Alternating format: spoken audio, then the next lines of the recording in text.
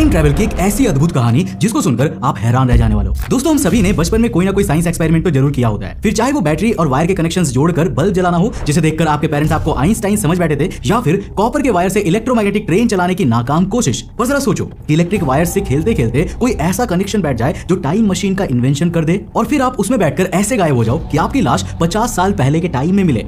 यहाँ मैं किसी बॉलीवुड मूवी की स्क्रिप्ट नहीं सुना रहा हूँ, बल्कि ये एक रियल स्टोरी है माइक मैरकम की, जो अमेरिका के मिजोरी में रहता था। दोस्तों, हमारी कहानी शुरू होती है साल 1995 से, जब 21 साल का माइक इलेक्ट्रिकल इंजीनियरिंग की पढ़ाई करने के बाद जॉब की तलाश कर रहा था। अब भाई, क्योंकि माइक ने इलेक्ट्रिकल इंजीनियरिंग की हुई थी, तो जाहिर तौर पर उसे इलेक्ट्रिकल इक्विपमेंट्स और इनसे एक्सपेरिमेंट करने का बहुत ज्यादा शौक था, जिस कारण से उसके घर पर हर जगह कोई ना कोई इलेक्ट्रिकल इक्विपमेंट पड़ा ही रहता था।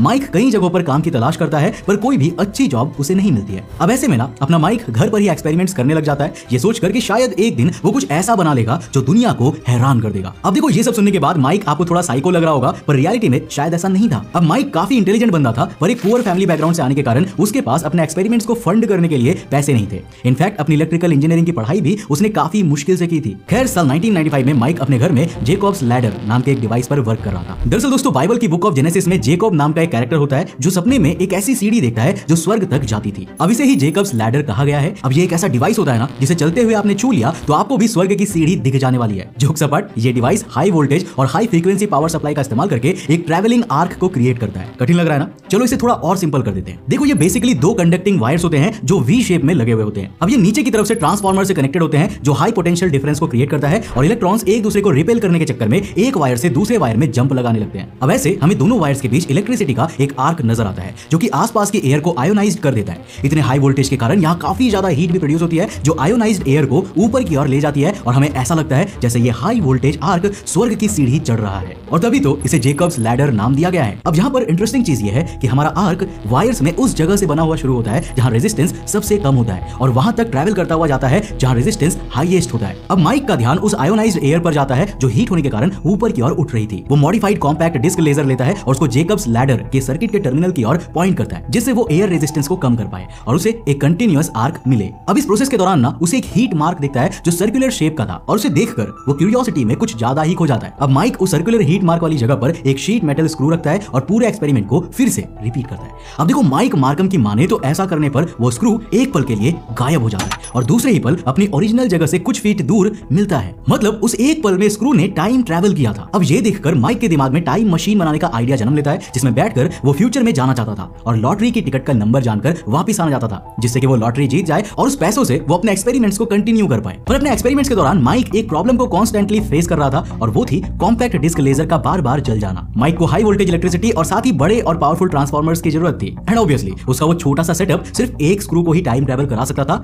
उसे नहीं। माइक इन ट्रांसफार्मर्स को खरीदने की सोचता है, पर ये उसके लिए बहुत ज्यादा ही एक्सपेंसिव था। अब एक दिन माइक की नजर पास के Saint Joseph light and power generating station में पड़े 6 ट्रांसफार्मर्स पर जाती है और वो अपने एक्सपेरिमेंट्स के लिए इन्हें ही इस्तेमाल करने का फैसला ले लेता है। अब माइक इन ट्रांसफार्मर्स को चुरा लेता है, साथ ही साथ अंडरग्राउंड वायरिंग करके पावर स्टेशन से फ्री इलेक्ट्रिसिटी का भी जुगाड़ कर लेता है। पर माइक मैरकम का ये खुराफाती आइडिया फ्लॉप साबित होता है और वहां एक बड़ा धमाका हो जाता है। इतना ही नहीं, इस कारण से एक बड़े एरिया में ब्लैकआउट भी हो जाता है। अब इसके कुछ समय बाद ही 29 जनवरी 1995 के दिन माइक को अरेस्ट कर लिया जाता है। माइक कोर्ट में जज के सामने ट्रांसफार्मर्स की चोरी वाली बात एक्सेप्ट कर लेता है और अगले कुछ महीने जेल की सलाखों के पीछे ही बिताता है। अब इतना बड़ा कारनामा करने के बाद माइक मैरकम अपने एरिया में उतना ही फेमस हो चुका था जितना बिग बॉस जीतने वाला इंसान भारत के वेले लोगों के बीच हो जाता है। खैर, जब माइक जेल से रिहा होता है तब कोस्ट टू कोस्ट रेडियो के होस्ट आर्ट बेल उन्हें अपने शो पर इनवाइट करते हैं। अब देखो, यहाँ पर मैं आपको जितनी भी कहानी सुना रहा हूँ ना, ये मैंने पर्सनली माइक के घर में घुसकर नहीं देखा है। माइक ने दरअसल आर्ट बेल के शो में ये सब बताया था। वो इस बात को भी कबूलता है कि वो टाइम मशीन बनाने की कोशिश कर रहा था। हालांकि जेल की हवा खाने के बाद भी माइक के सर से टाइम मशीन बनाने का भूत नहीं उतरता है और वो फिर से अपने एक्सपेरिमेंट्स शुरू करने की बात करता है। लेकिन माइक का कहना था कि इस बार वो सब कुछ लीगली करने वाला है और पिछली बार भी उनका चोरी करने का कोई इरादा नहीं था, पर उनके पास एक्सपेरिमेंट्स को कंडक्ट करने के लिए पैसा ही नहीं था, जिस कारण से उन्हें चोरी करनी पड़ी। अब इंटरव्यू के दौरान माइक अपना नंबर देता है, जिस पर अगले 3 दिनों तक लगातार कॉल्स आते रहते हैं। लोग माइक के आइडिया को जानना चाहते थे और उनसे मिलना चाहते थे और इस सब के बीच कई लोग माइक को फंडिंग भी देते हैं और कई तो उसे स्पेयर पार्ट्स ला कर भी देते हैं। इतना सपोर्ट मिलने के बाद माइक अपनी टाइम मशीन को बनाने में लग जाता है और अब उसके प्लान्स इसे और भी बड़ा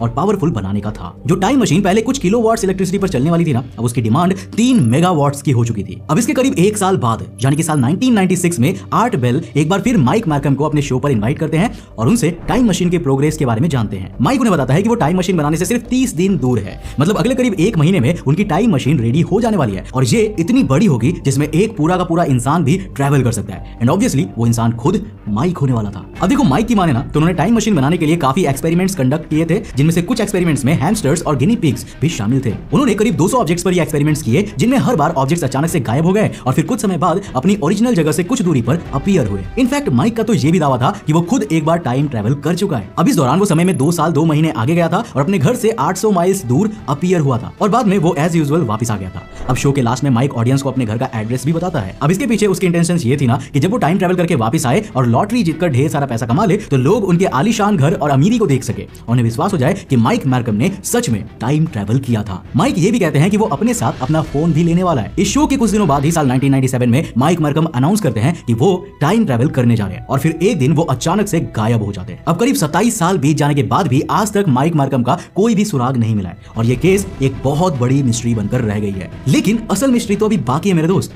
माइक के डिसअपीयरेंस के बाद आर्ट बेल के शो पर कई फोन कॉल्स आते हैं जिनमें अमेरिका के एक पुराने क्राइम केस का जिक्र किया गया था। दरअसल 1930s के दशक में कैलिफोर्निया के बीच पर पुलिस को एक डेड बॉडी मिली थी, जिसका हुलिया काफी हद तक माइक मैरकम की तरह ही था। ये डेड बॉडी एक अजीब सी मेटालिक ट्यूब के अंदर मिली थी और बॉडी के पास एक स्ट्रेंज डिवाइस भी मिला था, जिसका डिस्क्रिप्शन आज के सेल फोन से मिलता जुलता है। तो यहाँ पर क्या माइक मैरकम ने सच में टाइम ट्रैवल किया था? लेकिन अगर वो फ्यूचर में जाना चाहता था तो उसकी बॉडी पास्ट में कैसे मिली? अब हो सकता है कि वो टाइम लूप में फंसकर फ्यूचर की जगह पास्ट में चला गया हो, और अगर ऐसा है तो मेरे दोस्त साइंस के बहुत से ऐसे कॉन्सेप्ट्स हैं जो हमारी सोच से परे हैं और माइक मैरकम के हाथ में एक ऐसा ही कॉन्सेप्ट लग गया था जिसने उन्हें टाइम मशीन की खोज तक पहुंचा दिया। लेकिन अफसोस वो जिंदा नहीं बच पाए। हालांकि आप इसके बारे में क्या सोचते हो? क्या ये मिस्ट्री वाकई में एक सच्चाई है? क्या ये कहानी एक रियलिटी हो सकती है? क्या माइक मैरकम ने वाकई में एक टाइम ट्रैवलिंग मशीन बना लिया था या फिर ये सब एक झूठ है? आपको क्या लगता है? क्या हमें इसे और स्टडी करके इसके पीछे की असल सच्चाई का पता लगाना चाहिए? और क्या आप ऐसे ही और टाइम ट्रैवलिंग स्टोरीज को सुनना चाहते हो? नीचे कमेंट सेक्शन में लिखकर जरूर बताना। और अगर आपके कमेंट्स ज्यादा हुए और इस वीडियो में ढेर सारे लाइक्स आए तो मैं डेफिनेटली इस सीरीज को आगे कंटिन्यू करने वाला हूं, जिसमें हम ये एक्सपोज भी करेंगे कि टाइम ट्रैवलिंग स्टोरीज वाकई में सच भी होते हैं या फिर उसके पीछे कोई और ही लफड़ा था। हम पूरी इन डेप्थ वीडियो लेकर आएंगे अगर इस वीडियो को अच्छा खासा प्यार मिला तो। दोस्तों अगर आप भी इस सीरीज को आगे कंटिन्यू देखना चाहते हो तो इस चैनल को सब्सक्राइब कर लेना और साथ ही साथ नोटिफिकेशन बेल ऑन कर देना। मैं मिलता हूं अपने नेक्स्ट एपिसोड के साथ, तब तक के लिए बाय, जय हिंद।